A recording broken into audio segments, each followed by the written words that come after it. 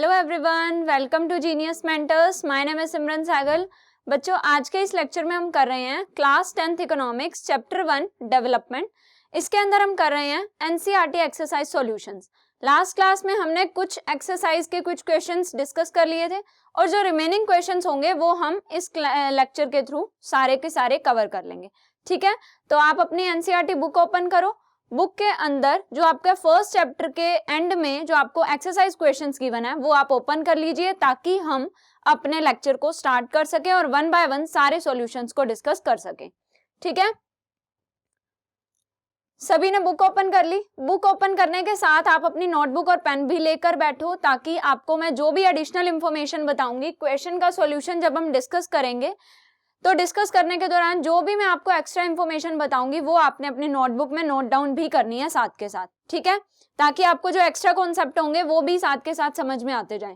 Clear? तो सभी ने बुक और नोटबुक ओपन कर ली, तो हम स्टार्ट करते हैं अपना लेक्चर।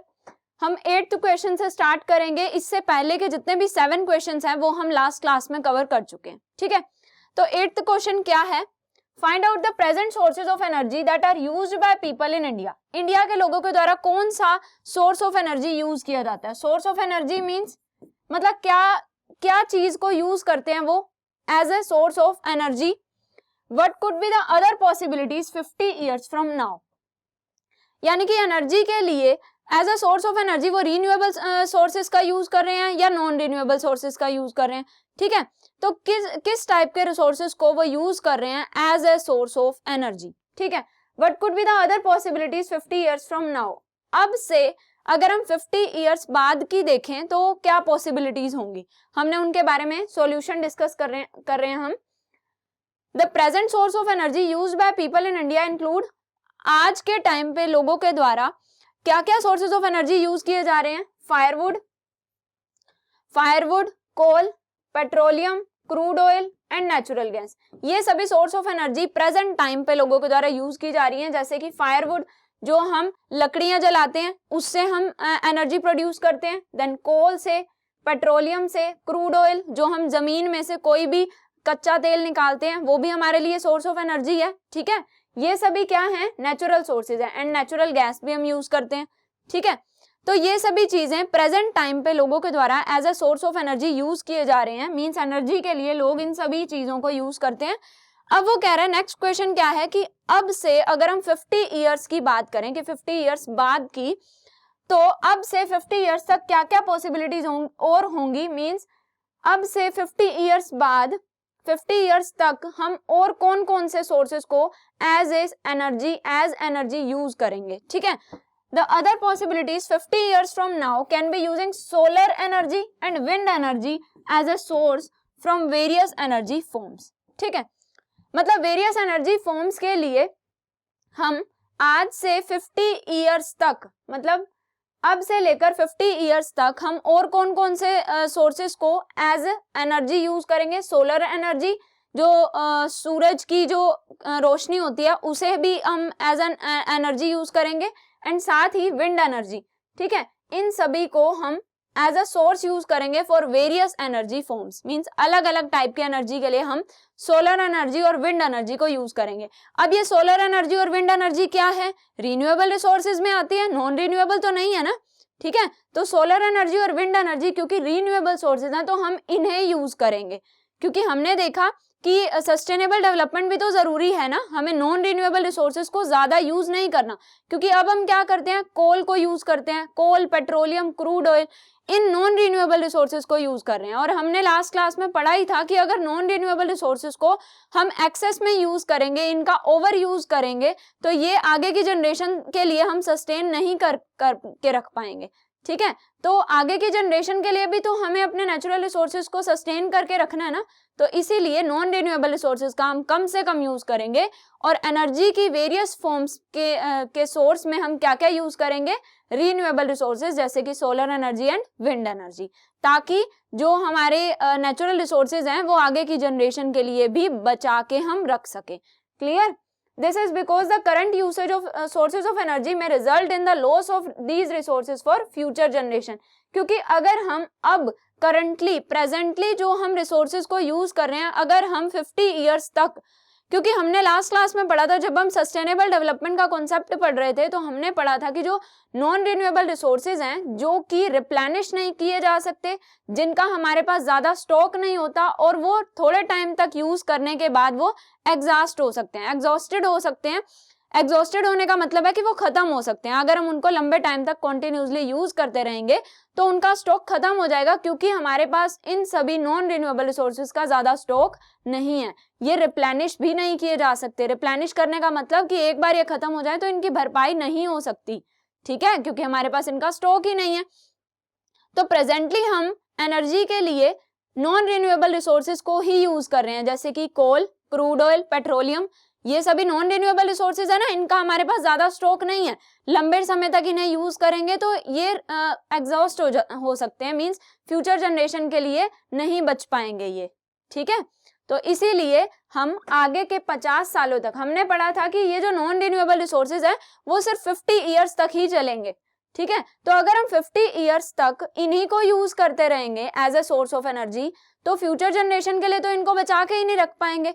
इसीलिए हम क्या यूज करेंगे, ऐसे सोर्स ऑफ एनर्जी यूज करेंगे जो कि रिप्लेनिश किए जा सकते हैं, जैसे कि solar energy and wind energy, जो कि नेचर के द्वारा ही रिप्लेनिश हो जाते हैं। और इनको भी हमें इतने एक्सटेंड तक यूज करना होता है। जो रिन्यूएबल रिसोर्सेज हैं, अब ये नहीं कि रिन्यूएबल रिसोर्सेज रिन्यू किए जा सकते हैं, रिप्लेनिश किए जा सकते हैं तो फिर इनका एक्सेस में यूज करें, इनका ओवर यूज करें। इन्हें भी हमें इतने एक्सटेंड तक यूज करना होता है कि ये रिप्लेनिश किए जा सकें। जैसे कि वाटर है, अब हम वाटर का लेवल इतना ज्यादा डाउन कर दें तो वो फ्यूचर जनरेशन के लिए बचा के नहीं रख पाएंगे। भले ही वाटर जो है वो रिन्यूएबल रिसोर्सेज का पार्ट है, कि वो रेन के द्वारा, जो नेचर है, नेचर रेन से उसे रिप्लेनिश कर देती है, लेकिन हमें वाटर को उतने लेवल तक ही यूज करना है जितने लेवल तक रेन के द्वारा दोबारा से वो रिप्लेनिश हो जाए, ठीक है। तो रिन्यूएबल रिसोर्सेज को भी हमें एक लिमिट तक, एक लेवल तक ही यूज करना होता है, ठीक है।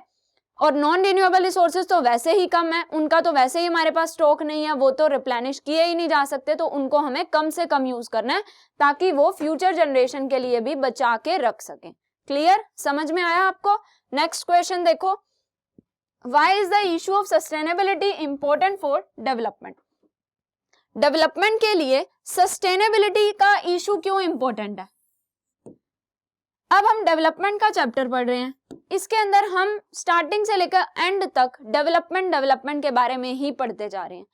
अब डेवलपमेंट में साथ ही हमने सारा का सारा टॉपिक हमने डेवलपमेंट से जुड़ा हुआ पढ़ा, ठीक है। डेवलपमेंट से जुड़े हुए सारे कॉन्सेप्ट्स हमने 1 बाय 1 डिस्कस किए, और लास्ट में हमने ये कॉन्सेप्ट भी पढ़ा कि डेवलपमेंट की सस्टेनेबिलिटी भी जरूरी है।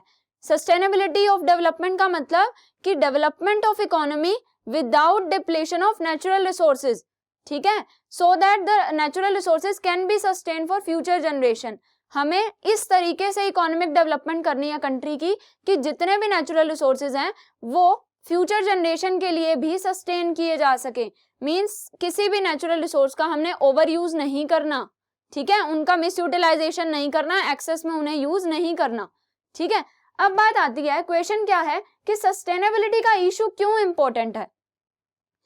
हम डेवलपमेंट का टॉपिक पढ़ने के साथ साथ सस्टेनेबिलिटी को क्यों पढ़ रहे हैं, ठीक है। अब उसका आंसर डिस्कस करते हैं। Sustainable development refers to use of natural resources in such a manner so that they can be used by the present and future, ठीक है, कि वो प्रेजेंट में भी अपनी कंट्री के डेवलपमेंट के लिए हम यूज कर सके और साथ ही फ्यूचर जनरेशन के लिए भी वो बचा के रखे जा सके, ठीक है। तो सस्टेनेबल डेवलपमेंट का मतलब तो यही होता है कि नेचुरल रिसोर्सेज को इस तरीके से यूज करना कि वो प्रेजेंट टाइम पे तो यूज हो जाएं, साथ ही फ्यूचर जनरेशन के लिए भी बचा के रखे जा सके, ठीक है। मींस हमें सस्टेन करके रखने हैं सभी नेचुरल रिसोर्स, ठीक है, समझ में आया? तो यानी कि फ्यूचर जनरेशन के लिए भी हम उसे बचा के रख सकें, इस तरीके से हमें सभी नेचुरल रिसोर्सेज का यूज करना है। द इशू ऑफ सस्टेनेबिलिटी, अब बात आती है कि सस्टेनेबिलिटी का इशू इंपॉर्टेंट क्यों है? फॉर डेवलपमेंट के लिए सस्टेनेबिलिटी जरूरी क्यों है? Because if the natural resources are not used carefully, अगर हम सस्टेनेबिलिटी के इशू को ध्यान में नहीं रखेंगे, मींस नेचुरल रिसोर्सेज का ओवर यूज करेंगे, मिस यूटिलाइजेशन करेंगे, उनको फ्यूचर जनरेशन के लिए सस्टेन करके नहीं रखेंगे, मीन्स अगर हम नेचुरल रिसोर्सेज को केयरफुली यूज नहीं करेंगे, they may not be available for future generation, तो फ्यूचर जनरेशन के लिए तो वो बचेंगे ही नहीं, ठीक है। The depleting resources of a country में ultimately result in lack of development of the country, क्योंकि कंट्री की डेवलपमेंट नहीं हो पाएगी, कंट्री के नेचुरल रिसोर्सेज कॉन्टिन्यूसली डिप्लीट होने लग जाएंगे, जिससे क्या होगा, कंट्री की डेवलपमेंट नहीं होगी। क्योंकि हम पढ़ रहे हैं डेवलपमेंट, कंट्री की हमेशा डेवलपमेंट के लिए हमें सस्टेनेबिलिटी ऑफ डेवलपमेंट का कॉन्सेप्ट ध्यान में रखना चाहिए कि डेवलपमेंट इस तरीके से हो, डेवलपमेंट करने के लिए नेचुरल रिसोर्सेज को इस तरीके से यूज करें कि वो प्रेजेंटली भी यूज हो जाए, प्रेजेंटली भी उन रिसोर्सेज का यूज करके डेवलपमेंट हो जाए, साथ ही फ्यूचर जनरेशन के लिए भी वो रिसोर्सेज हम सस्टेन करके रख पाएं। क्योंकि अगर हम केयरफुली यूज करेंगे, ओवर यूज करेंगे, ध्यान से उनको यूज नहीं करेंगे, तो इससे क्या होगा, फ्यूचर जनरेशन के लिए नहीं बचा के रख पाएंगे हम उन रिसोर्सेज को, जिससे हमारी कंट्री की डेवलपमेंट नहीं हो पाएगी, ठीक है। तो हमें जब भी डेवलपमेंट करनी हो तो हम जो भी रिसोर्सेज यूज कर रहे हैं उन रिसोर्सेज को सस्टेन करके रखना हमें ध्यान में रखना है, ठीक है, कि हमें उन सभी रिसोर्सेज को फ्यूचर जनरेशन के लिए भी सस्टेन करके रखना है, ठीक है। तो इसीलिए सस्टेनेबिलिटी का इशू इंपॉर्टेंट है। क्लियर, समझ में आ गया। नेक्स्ट क्वेश्चन देखो, the earth has enough resources to meet the need of all but not enough to satisfy the greed of even one person. Earth के पास, वो क्या कह रहा है, ये स्टेटमेंट से आपको क्या क्लियर हो रहा है कि अर्थ के ऊपर इतने नेचुरल रिसोर्सेज हैं कि हम हर पर्सन की नीड को सेटिस्फाई कर सकते हैं, लेकिन किसी भी एक पर्सन की ग्रीड सेटिस्फाई नहीं हो सकती, मींस किसी भी एक पर्सन का लालच सेटिस्फाई नहीं हो सकता। ये स्टेटमेंट आपको क्या इंडिकेट कर रही है कि हमें नेचुरल रिसोर्सेज को इतना यूज करना है कि हमारी नीड सेटिस्फाई हो जाए, उसका एक्सेस में यूज करके, मींस अगर हम लालच करके एक्सेस में यूज करने लग जाएंगे, जैसे हम अपने फील्ड्स की फर्टिलाइजेशन, जैसे कि फील्ड्स को इरिगेट करना होता है, फील्ड्स को इरिगेट करने के लिए हम क्या करते हैं, हम नॉर्मल भी तो पानी दे सकते हैं, कुएं से पानी निकाल के भी तो हम अपने खेतों को इरिगेट कर सकते हैं, बट हम क्या करते हैं, ट्यूबवेल्स यूज करते हैं।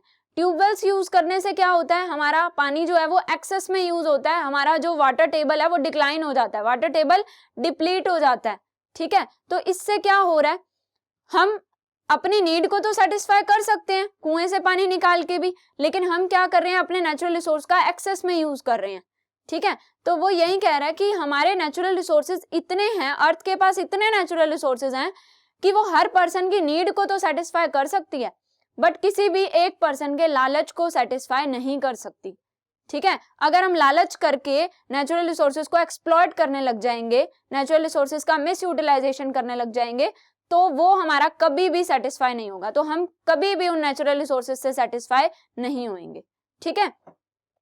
वो कह रहा है कि how is this statement relevant to the discussion of development, development की डिस्कशन से किस तरीके से ये स्टेटमेंट हम रिलेट कर पा रहे हैं, मींस ये स्टेटमेंट डेवलपमेंट के डिस्कशन में कितनी इंपॉर्टेंट है, किस तरीके से इंपॉर्टेंट है, इस चीज को हमने डिस्कस करना है। देखो, डिस्कस करते हैं हम अपने सॉल्यूशन को। Development not just depend on the economic factor of the country, development जो है वो सिर्फ और सिर्फ इकोनॉमिक फैक्टर पे डिपेंड नहीं है, but it is also dependent on resources that are available for the people of the country to use, ठीक है।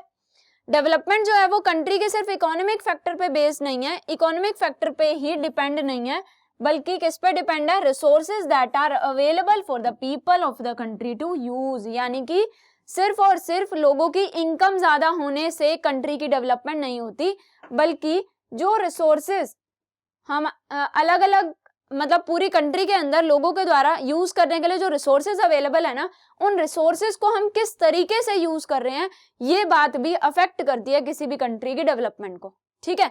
अब देखो, अगर किसी कंट्री में इनकम ज्यादा है, उस कंट्री की डेवलपमेंट है, मींस वो कंट्री डेवलप्ड है, लेकिन उस कंट्री के अंदर जो नेचुरल रिसोर्सेज हैं उनका मिस यूटिलाइजेशन होता है, उनका एक्सेस में यूज होता है, जिसकी वजह से कंट्री के अंदर जो नेचुरल रिसोर्सेज हैं वो बहुत ही कम हो चुके हैं।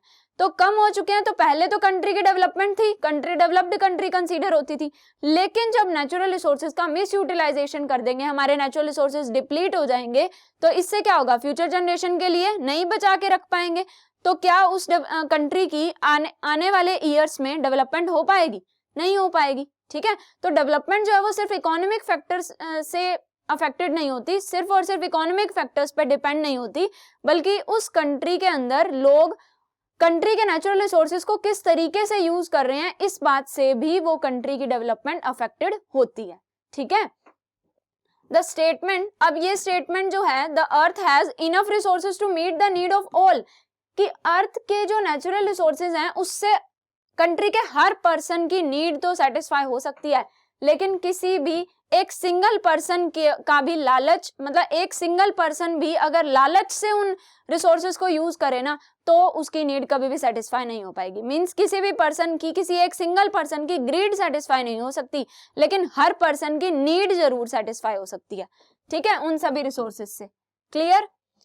ये जो स्टेटमेंट है ये कंप्लीटली रेलेवेंट है in the terms of development of the country, because natural resources जो हैं वो नॉन रिन्यूएबल रिसोर्सेज हैं। As we have discussed earlier कि नेचुरल रिसोर्सेज जो हैं हमारे, वो क्या हैं, उनमें से बहुत से रिसोर्सेज हैं जो कि नॉन रिन्यूएबल हैं। नॉन रिन्यूएबल रिसोर्सेज क्या होते हैं, हमने लास्ट क्लास में ही डिस्कस किया था। नॉन रिन्यूएबल रिसोर्सेज क्या होते हैं? नॉन रिन्यूएबल रिसोर्सेज जो कि विच बिकम एग्जॉस्टेड, ठीक है, ऑन कॉन्टिन्यूअस यूज, कि अगर हम कॉन्टिन्यूसली उनको यूज करेंगे तो वो जल्दी से एग्जॉस्ट हो जाएंगे। एग्जॉस्टेड का मतलब जल्दी से वो खत्म हो जाएंगे, उनका हमारे पास कोई ज्यादा स्टॉक नहीं है। वी हैव नो स्टॉक, हमारे पास नॉन रिन्यूएबल रिसोर्सेज का ज्यादा स्टॉक नहीं होता, और ये सभी रिसोर्सेज रिप्लेनिश भी नहीं किए जा सकते, can't be replenish by nature. जिस तरीके से रिन्यूएबल रिसोर्सेज रिप्लेनिश हो जाते हैं, उनकी भरपाई हो जाती है एक बार खत्म हो जाए तो, लेकिन नॉन रिन्यूएबल रिसोर्सेज की भरपाई नहीं हो सकती। अगर हम कॉन्टिन्यूसली यूज करके उनको एक बार खत्म कर देंगे तो वो दोबारा से रिप्लेनिश नहीं किए जा सकते। ठीक है, जैसे हमने वाटर का एग्जांपल लिया, वाटर का अगर हम एक्सेस यूज कर भी देंगे, उसका लेवल डाउन भी हो जाएगा, तो भी जो नेचर है वो उसको रिप्लेनिश कर देगी। रेन का जो पानी होगा उससे वो सारा पानी अपने लेवल पे आ जाएगा फिर से, लेकिन नॉन रिन्यूएबल रिसोर्सेज को रिप्लेनिश नहीं किया जा सकता। ठीक है, अब आप सब जानते हो कि जो हमारे नेचुरल रिसोर्सेज हैं वो नॉन रिन्यूएबल रिसोर्सेज हैं, यानी कि हमारे पास उनका ज्यादा स्टॉक नहीं है, वो जल्दी से रिप्लेनिश नहीं हो सकते। It is the responsibility of people to use them only to meet their needs. मतलब कंट्री की डेवलपमेंट के लिए ये स्टेटमेंट कंट्री की डेवलपमेंट से किस तरीके से रिलेट है कि हमें रिसोर्सेज को सिर्फ और सिर्फ अपनी नीड को सेटिस्फाई करने के लिए यूज करना चाहिए। किसी भी पर्सन को अपनी ग्रीड को सेटिस्फाई करने के लिए कंट्री के रिसोर्सेज यूज नहीं करने चाहिए। ठीक है, it is the responsibility of people, क्योंकि नेचुरल रिसोर्सेज नॉन रिन्यूएबल हैं, इस बात को ध्यान में रखकर सभी पर्सन की ये रिस्पॉन्सिबिलिटी बनती है कि वो उन सभी रिसोर्सेज को अपनी नीड को सेटिस्फाई करने के लिए यूज करें and not to satisfy their greed. अपनी ग्रीड यानी कि अपने लालच को फुलफिल करने के लिए लालच करके उन सभी रिसोर्सेज को यूज ना करें। If natural resources are not used wisely, अगर हम लालच करेंगे और वाइजली यानी कि अगर ध्यान रख के केयरफुली उन सभी रिसोर्सेज को यूज नहीं करेंगे, उनका मिस यूटिलाइजेशन करेंगे। नॉट यूज्ड वाइजली मीन्स अगर हम उनका ओवर यूज करें या फिर उनका मिस यूटिलाइजेशन करें तो क्या होगा, फ्यूचर जनरेशन में not be able to use them for their needs which will result the downfall of the development of the country. तो किसी भी कंट्री की डेवलपमेंट के लिए सस्टेनेबल डेवलपमेंट का कॉन्सेप्ट बहुत ज्यादा जरूरी है, क्योंकि अब अगर हम प्रेजेंट में सारे के सारे नॉन रिन्यूएबल रिसोर्सेज का मिस यूटिलाइजेशन कर देंगे, उनको ओवर यूज कर देंगे, तो फ्यूचर जनरेशन के लिए वो रिसोर्सेज नहीं बच पाएंगे, उनको सस्टेन नहीं रखा जा पाएगा, तो जिससे क्या होगा, फ्यूचर में हमारी कंट्री की डेवलपमेंट भी नहीं हो पाएगी। ठीक है, समझ में आ गया आपको? नेक्स्ट क्वेश्चन क्या है, List a few example of environmental degradation that you may have observed around you. Some of the example of environmental degradation in the area. अब देखो सॉल्यूशन क्या है, सॉल्यूशन के अंदर हम कुछ एग्जाम्पल दे रहे हैं, क्योंकि क्वेश्चन क्या है कि एनवायरमेंटल डिग्रेडेशन के हमने कुछ एग्जाम्पल देने हैं जो हमारे आसपास। एनवायरमेंटल डिग्रेडेशन मीन्स आप अपने आसपास कितने ऐसे केसेस देखते हो जिससे एनवायरनमेंट पोल्यूट होता है, ठीक है, मींस एनवायरनमेंट के अंदर जितने भी नेचुरल रिसोर्सेज हैं वो उनका मिस यूटिलाइजेशन होता है, जिसकी वजह से एनवायरमेंटल डिग्रेडेशन हो रही है। आप अपने आसपास बहुत सारे ऐसे केसेस देखते हो, तो उन सभी केसेस को आपने सॉल्यूशन में मेंशन करना है। कुछ एग्जांपल हम लेकर चलते हैं एनवायरमेंटल डिग्रेडेशन के, जैसे कि एयर पॉल्यूशन होती है। एयर पॉल्यूशन किस वजह से होता है? क्योंकि emission of smoke from factories and vehicles, factories और व्हीकल्स का जो धुआं होता है उससे क्या होता है, हमारी जो एनवायरनमेंट, हमारे सराउंडिंग जो एयर है वो पोल्यूट होती है, ठीक है। सेकेंडली क्या होता है, वाटर पॉल्यूशन का हमने अपने आसपास एग्जांपल देखा है कि वाटर पॉल्यूशन कैसे होता है, जो इंडस्ट्रियल जो वेस्ट होता है, इंडस्ट्रीज में प्रोडक्शन होती है, प्रोडक्शन के बाद जो वेस्ट होता है वो कहाँ डिस्पोज ऑफ कर दिया जाता है, वाटर के अंदर, ठीक है, जो रिवर्स का पानी होता है वहां पर डिस्पोज ऑफ कर दिया जाता है। मतलब रेजिडेंशियल एरियाज में भी उसको डिस्पोज ऑफ कर देते हैं, क्योंकि हमने एक एग्जांपल भी देखा था, एक केस पढ़ा था जिसमें क्या था, एक फैक्ट्री थी, उसमें से जो भी मतलब बहुत ही हेल्थ को बहुत नेगेटिव इफेक्ट डालने वाला एक ऐसा सॉल्यूशन था जो कि आसपास के एरिया, रेजिडेंशियल एरियाज में ही डिस्पोज ऑफ करा जा रहा था उस फैक्ट्री के द्वारा। इससे वहां के लोगों की हेल्थ पे नेगेटिव इम्पैक्ट पड़ रहा था, वहां का एनवायरनमेंट पोल्यूट हो रहा था। तो सेम वे से वाटर पोल्यूशन, बहुत सारे ऐसे केसेस हम आसपास देखते हैं जिसमें लोग वाटर पोल्यूट करते हैं, क्योंकि वो इंडस्ट्रियल वेस्ट को वाटर में ही डिस्पोज ऑफ कर देते हैं, रेजिडेंशियल एरिया के आसपास ही डिस्पोज ऑफ कर देते हैं। मींस लोगों के रहने की जो जगहें हैं उनके आसपास ही वो वाटर में डिस्पोज ऑफ कर देते हैं, जिससे वाटर पॉल्यूट हो जाता है।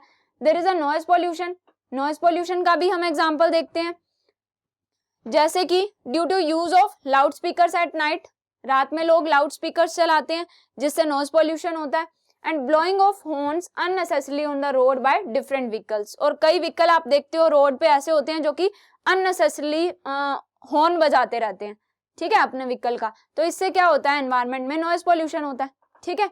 नॉइज पॉल्यूशन मींस शोर, बहुत एक्सेस में शोर होता है, ठीक है।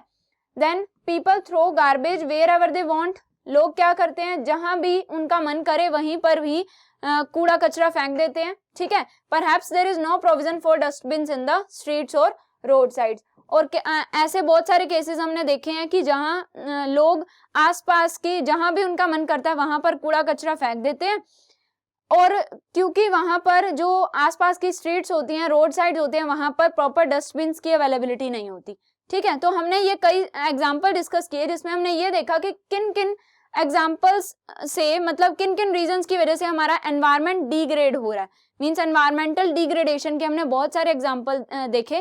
क्योंकि एनवायरमेंटल डिग्रेडेशन किस वजह से होगी, पॉल्यूशन की वजह से। अलग अलग टाइप के जो पॉल्यूशन होते हैं, air pollution, water pollution, noise pollution, ठीक है, और जो ये लोग इधर उधर कूड़ा कचरा फेंक देते हैं, ठीक है, तो इससे भी हमारा एनवायरनमेंट पॉल्यूट होता है। तो ये सभी एग्जाम्पल किसके थे, एनवायरमेंटल डिग्रेडेशन के, ठीक है, समझ में आ गया आपको। चलो नेक्स्ट क्वेश्चन क्या है, for each of the items given in table 1.6, देखो ये आपको एक टेबल 1.6 गिवन है, इस टेबल के अंदर आपने ये फाइंड आउट करना है which country is at the top and which is at the bottom, कि कौन सी कंट्री टॉप पर है और कौन सी कंट्री बॉटम पे है। सबसे पहले आपको कंट्रीज गिवन है, अलग अलग टाइप की कंट्रीज गिवन है इस टेबल के अंदर। इस टेबल के बेसिस पे ही आपने क्वेश्चन का सॉल्यूशन देना है। आपको अलग अलग टाइप की कंट्रीज गिवन है, ठीक है, श्रीलंका, इंडिया, म्यांमार, पाकिस्तान, नेपाल, बांग्लादेश। अब उन सभी कंट्रीज की ग्रॉस नेशनल इनकम गिवन है। ग्रॉस नेशनल इनकम का मतलब होता है कि उस कंट्री के लोगों के द्वारा जितनी भी इनकम अर्न की जा रही है, domestically as well as internationally, ठीक है। ग्रॉस नेशनल इनकम मतलब उस कंट्री के लोगों के द्वारा जितनी भी इनकम अर्न की जा रही है वो ग्रॉस नेशनल इनकम है, ठीक है। GDP is a measure of output, GDP और जीएनआई दोनों को आप कंपेयर करके देखो। जीडीपी क्या होता है कि एक कंट्री के अंदर जितने भी गुड्स एंड सर्विसेज प्रोड्यूस हो रहे हैं एक साल में, उनकी वैल्यू, तो जीडीपी आउटपुट का मेजर है। लेकिन जीएनआई जो होता है, ग्रॉस नेशनल इनकम, वो उस कंट्री के लोगों की जो वेल्थ है उसको मेजर करने के लिए यूज किया जाता है। जीडीपी एक कंट्री के आउटपुट को मेजर करने के लिए यूज करते हैं, एंड जीएनआई जो है वो उस कंट्री की जो वेल्थ है, लोगों की वेल्थ को मेजर करने के लिए यूज किया जाता है, ठीक है, समझ आए। अब ग्रॉस नेशनल इनकम जो है, ये ग्रॉस नेशनल इनकम अलग अलग कंट्रीज की गिवन है, ठीक है।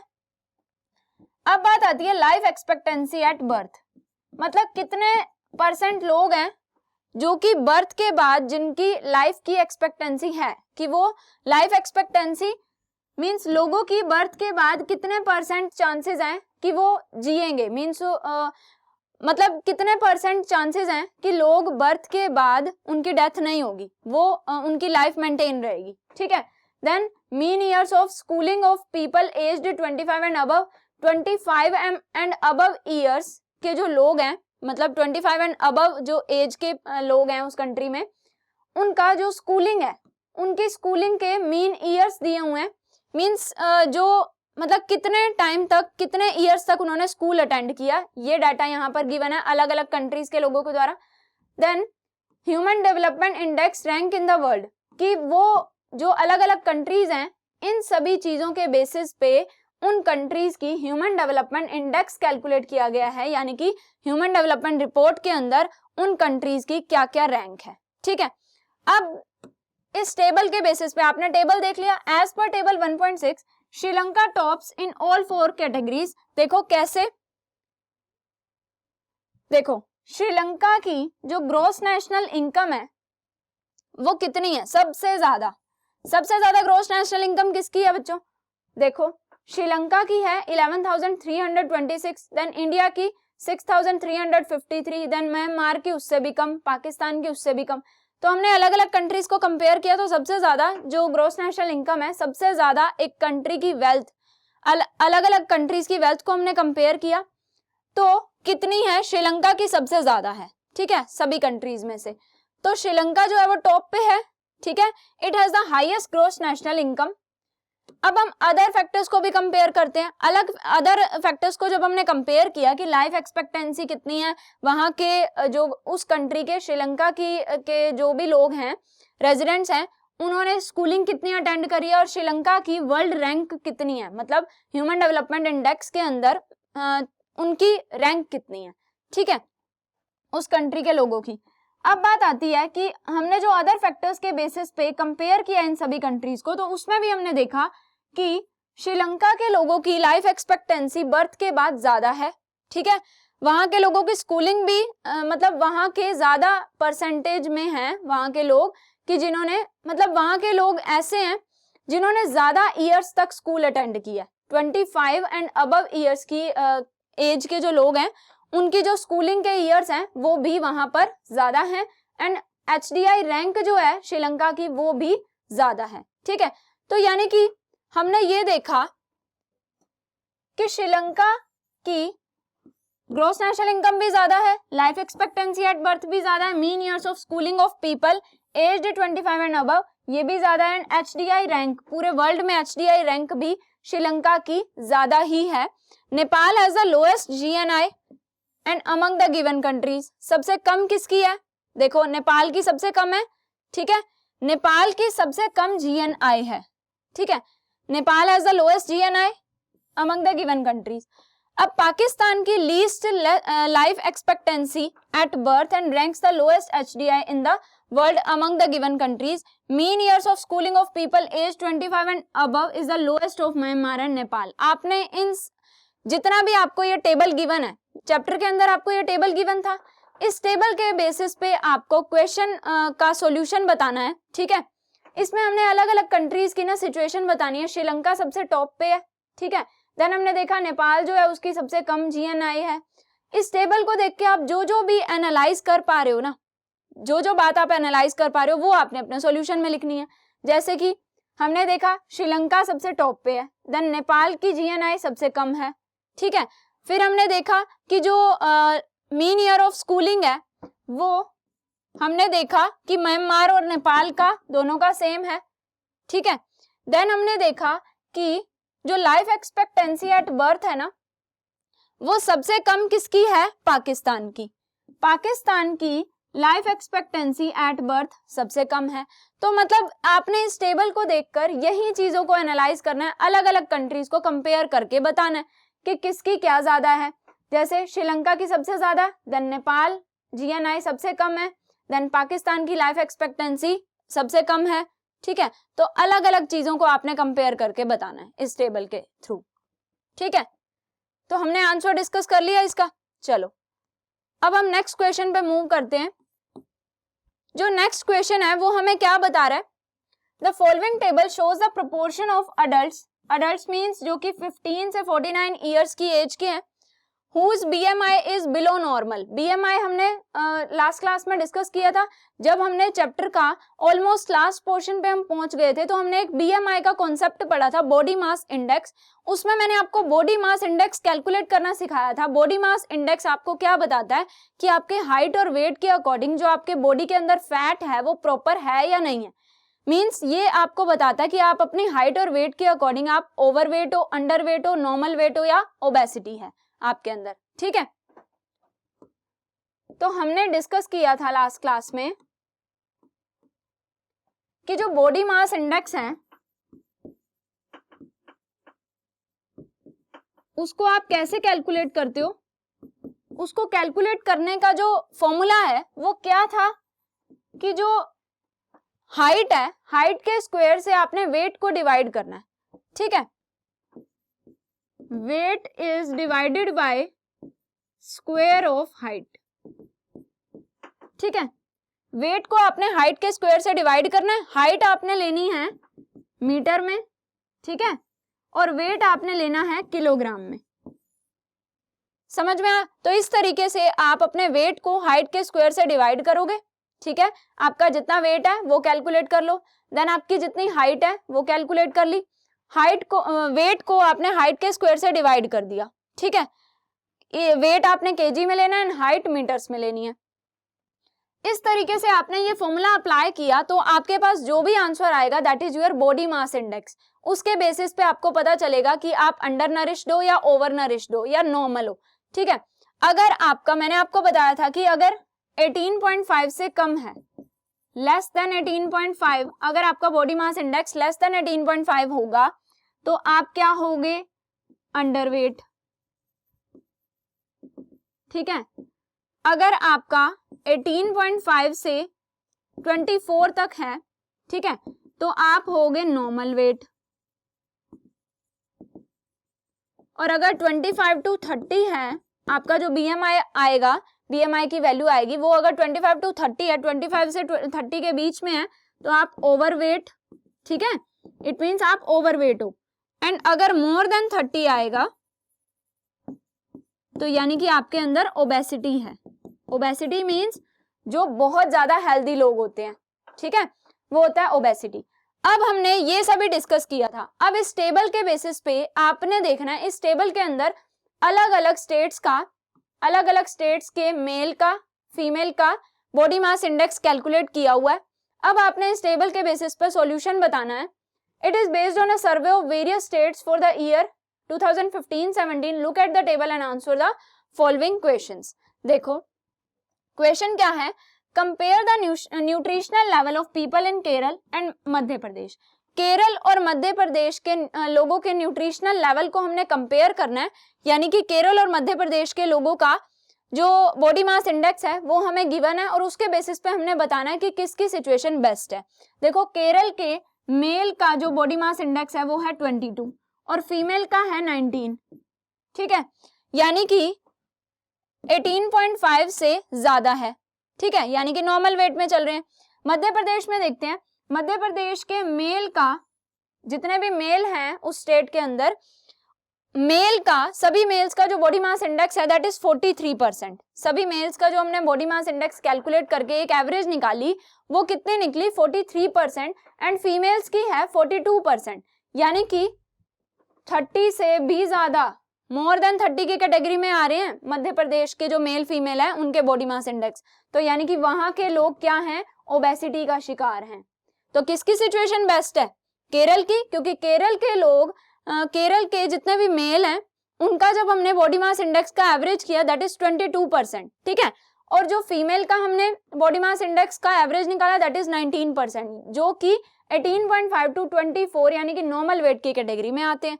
तो हमने क्या देखा कि जो nutritional level of people in Kerala, Kerala के लोगों का जो न्यूट्रिशनल लेवल है वो ज्यादा बेस्ट है, वो हायर है then the nutritional level of people in Madhya Pradesh, ठीक है।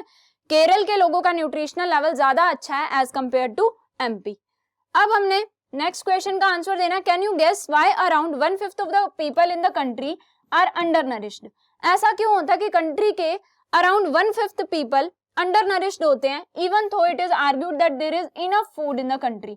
वैसे तो हम ये आर्ग्यू करते हैं कि उस कंट्री के अंदर इनफ फूड है, फिर भी हम ऐसा क्यों कहते हैं कि मतलब फिर भी ऐसा क्यों देखा जाता है कि कंट्री के अंदर 1/5 जो पॉपुलेशन है, पॉपुलेशन का 1/5 अंडर नरिश्ड है, ऐसा क्यों? 1/5 of the population of the country are undernourished even though it is argued that there is enough food in the country because of the following reason। अब हम रीजंस डिस्कस करते हैं, किस मतलब क्या क्या ऐसे कारण है जिसकी वजह से पॉपुलेशन का 1/5 अंडर नरिश्ड है, भले ही हम ये आर्ग्यू करते हैं कि कंट्री के अंदर इनफ फूड है। ठीक है, तो रीजन देखते हैं, रीजन क्या है। देखो, first is disparity in the distribution of food grain bye public distribution system. Public distribution system के अंडर जो राशन का सामान मींस खाने का सामान, फूड ग्रेन्स जो डिस्ट्रीब्यूट किए जाते हैं, जो रूरल एरिया के लोग होते हैं उनको फूड ग्रेन्स डिस्ट्रीब्यूट किए जाते हैं पब्लिक डिस्ट्रीब्यूशन सिस्टम के अंडर लो प्राइस पे, कम प्राइस पे। ठीक है, अब ये जो फैसिलिटी है, अगर ऐसी फैसिलिटी, ऐसा सिस्टम किसी कंट्री के अंदर हो तो वहां पर तो हेल्थ एंड न्यूट्रिशनल स्टेटस अच्छा होता है लोगों का, लेकिन फिर भी नहीं है। क्यों? क्योंकि पब्लिक डिस्ट्रीब्यूशन सिस्टम के अंडर जो भी सामान, जो भी कम्युनिटीज, बेसिक कम्युनिटीज उन्हें डिस्ट्रीब्यूट की जाती है, उसमें डिस्पैरिटी है। कुछ लोगों को तो दी जा रही है लेकिन कुछ लोगों को नहीं दी जा रही, जिस वजह से भले ही उस कंट्री के अंदर फूड, इनफ फूड है, लेकिन फिर भी लोगों का हेल्थ एंड न्यूट्रिशनल स्टेटस अच्छा नहीं है। 1/5 ऑफ द पॉपुलेशन इस वजह से अंडर नरिश्ड रह जाती है, भले ही वहां पर पब्लिक डिस्ट्रीब्यूशन सिस्टम भी है। ठीक है, तो disparity in the distribution of food grains by public distribution system, first reason हमने देख लिया। सेकंड रीजन क्या है? Nutritious food can't be afford by poor population in the country. भले ही उस कंट्री के अंदर इनफ फूड है, ठीक है, लेकिन फिर भी वहां की 1/5 of the population under nourished क्यों है? क्योंकि बहुत सारे लोग वहां पर जो ऐसे हैं जो कि रूरल एरिया में रहते हैं, उनके पास इतनी इनकम नहीं होती कि वो न्यूट्रिशियस फूड परचेज कर सके। Third is educational backwardness of people result in unemployment because of which people can't afford the basic necessity of food. ठीक है, वहां पर अनएम्प्लॉयमेंट ज्यादा है, अनएम्प्लॉयमेंट ज्यादा होने की वजह से लोगों की इनकम ज्यादा नहीं है। ठीक है, इनकम कम है, इनकम कम होने की वजह से वो बेसिक नेसेसिटी के गुड्स परचेज करने के लिए कैपेबल नहीं होते, वो अफोर्ड नहीं कर पाते। Then there is no proper distribution of ration at fixed price stores. Fixed price store में भी जो प्रॉपर डिस्ट्रीब्यूशन, राशन का प्रॉपर डिस्ट्रीब्यूशन नहीं किया जाता है। ठीक है, जिसकी वजह से लोगों को खाने का सामान, जो उनकी बेसिक नेसेसिटी के गुड्स हैं, वो बहुत से लोग ऐसे होते हैं जिन्हें नहीं मिल पाते, जिसकी वजह से भले ही कंट्री में इनफ फूड है लेकिन फिर भी पॉपुलेशन का 1/5 पोर्शन ऐसा होता है जो कि अंडर नरिश्ड रह जाता है, जिन तक बेसिक नेसेसिटी की कम्युनिटीज नहीं पहुंच पाती। ठीक है, तो आपको समझ में आ गए। तो बच्चों, हमने 1 बाय 1 एक्सरसाइज के सारे क्वेश्चंस कवर कर लिए, सभी के सॉल्यूशंस हमने डिस्कस किए। आई होप आपको सारे सॉल्यूशंस अच्छे से समझ आए होंगे। इन सभी सॉल्यूशंस को अब आपने 1 बाय 1 रिवाइज करना है, इनको लर्न करना है। ठीक है, और साथ ही इनके अपने नोटबुक में नोट्स भी प्रिपेयर करना, ताकि आपको एग्जाम टाइम पे बहुत ही ज्यादा ईजी लगे। ठीक है, तो आई होप आपको ये सारा चैप्टर अच्छे से समझ आया होगा। नेक्स्ट क्लास में हम अपना नेक्स्ट चैप्टर स्टार्ट करेंगे। ठीक है, तो बच्चों आज के लिए इतना ही, मिलते हैं नेक्स्ट क्लास में नेक्स्ट चैप्टर के साथ। तब तक के लिए गुड बाय, थैंक यू।